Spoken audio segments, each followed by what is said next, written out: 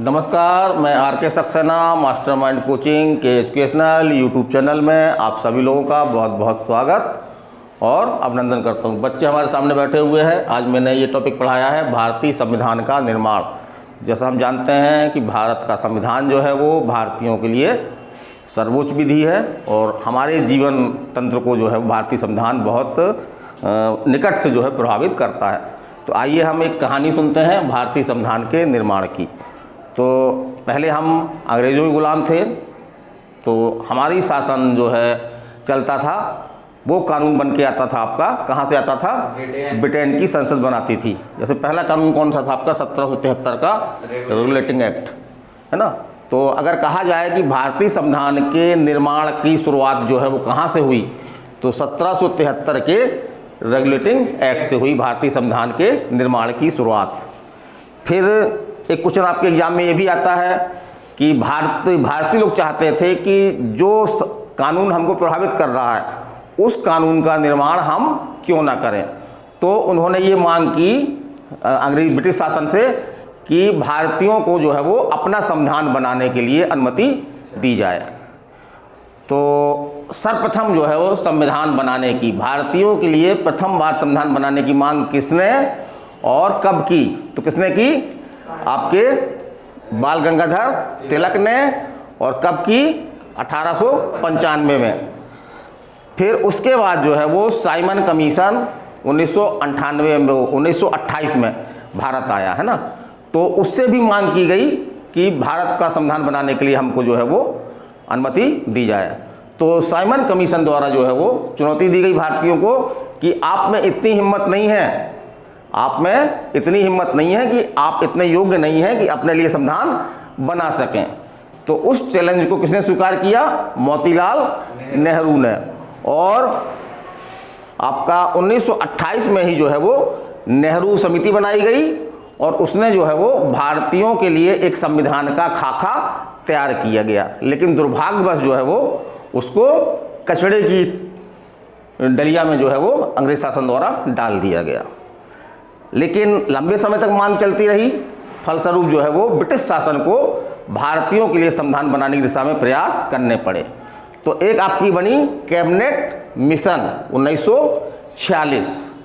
तो इसने सिफारिश की कि भारतीयों के लिए संविधान बनाने के लिए एक संविधान सभा बनाई जाए और उसका जो है निर्वाचन हो और वो भारत के लिए एक संविधान तैयार करे। तो कैबिनेट मिशन की सिफारिश पर, ये क्वेश्चन आपके एग्जाम में आता है कि किस मिशन की सिफारिश पर संविधान सभा बनाई गई। तो किस मिशन की सिफारिश पर बनाई गई? कैबिनेट मिशन की सिफारिश पर संविधान सभा बनाई गई, है ना। कब बनाई गई ये क्वेश्चन पूछता आपका?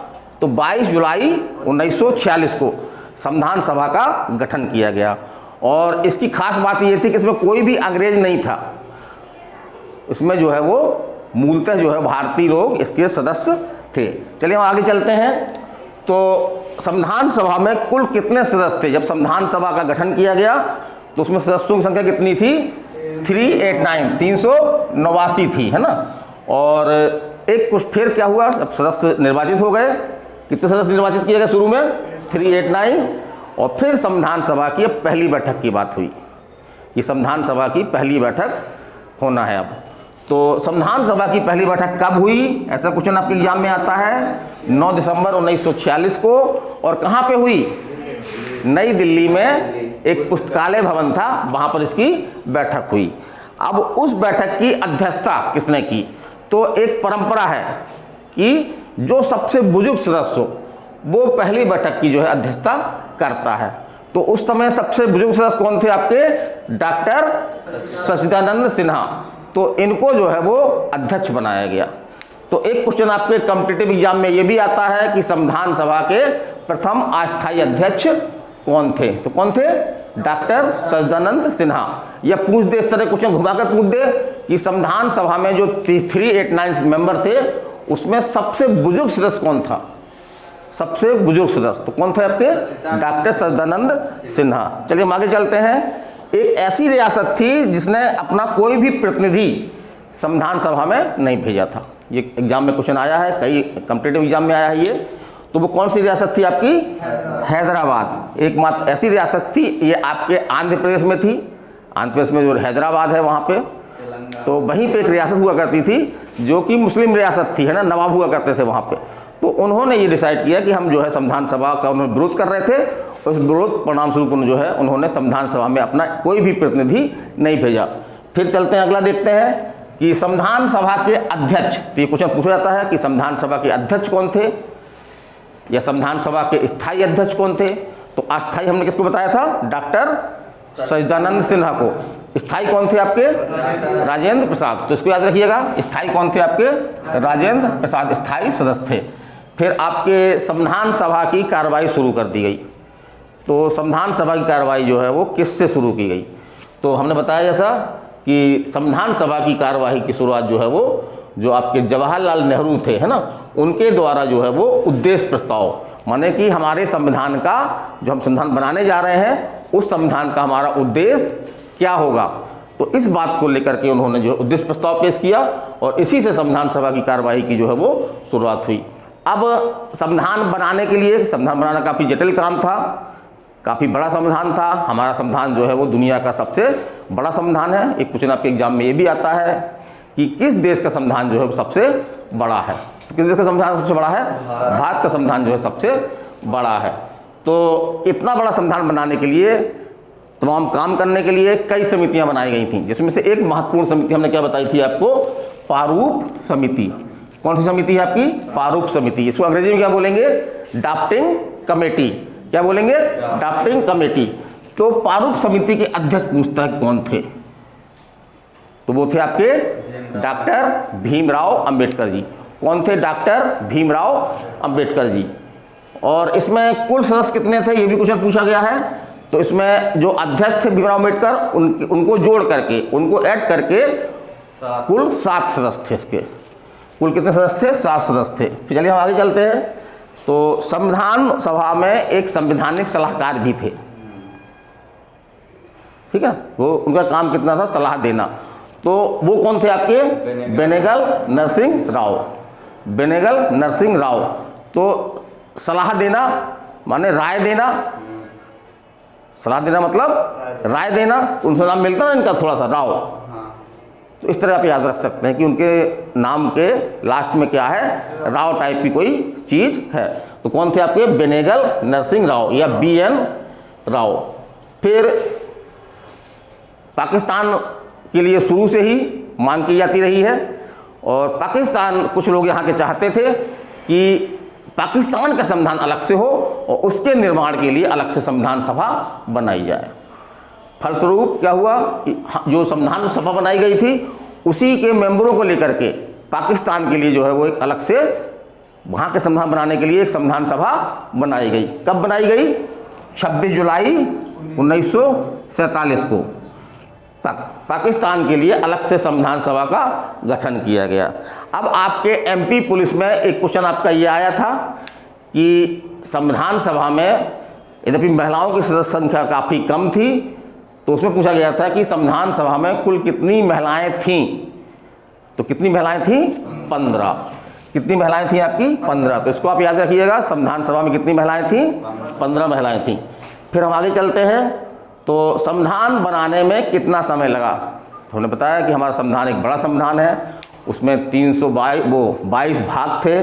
जब हमारा संविधान बनाया था संविधान सभा ने, तो उसमें 22 भाग थे, 395 अनुच्छेद थे और आपकी 8 उसमें अनुसूचियाँ थीं। अब तो अनुच्छेद 395 ही हैं क्योंकि बीच बीच में ऐड किए गए हैं, तो अंतिम 395 है और अनुसूचियों की संख्या जो वर्तमान में कितनी हो गई है? 12 हो गई है। तो हम पढ़ाएंगे आगे चल करके कि किस अनुसूची में क्या है, ये भी एग्जाम में क्वेश्चन आता है आपका। और आपके 9वीं, 10वीं, 11वीं और 12वीं अनुसूची जो किस संविधान संशोधन द्वारा जोड़ी गई। तो इस तरह का वीडियो प्राप्त करने के लिए आप चैनल को सब्सक्राइब कर लें। ये मेरा पॉलिटी का जो है वो पहला वीडियो है और मैं निरंतर इस तरह की वीडियो बनाता रहूँगा, तो आप जो है वो इसका लाभ ले सकते हैं। अब हम अगली बात कर रहे हैं, संविधान सभा में कितना समय लगा? 2 वर्ष 11 माह 18 दिन। तो 2 वर्ष 11 माह 18 दिन। तो थोड़ा याद करने में हमको तकलीफ हो सकती है क्योंकि 2 वर्ष 11 माह 18 दिन। तो हम मोटे रूप से कैसे दिमाग में रख लें इस बात को कि 3 वर्ष लगा। लेकिन 3 वर्ष नहीं लगा। 3 वर्ष में कितने दिन कम लगा? 12 दिन कम लगा। तो इस तरह से हम याद रख सकते हैं, क्योंकि 3 वर्ष हमको सुविधाजनक याद हो जाएगा और उसमें कितने दिन कम है? 12 दिन कम है। तो अगर हम 3 वर्ष में 12 दिन घटा देंगे 30 दिन का 1 महीना मान करके, तो आराम से हमारा ये फिगर 2 वर्ष 11 माह 18 दिन आ जाएगा। तो इस तरह हम याद हो सकता हमको।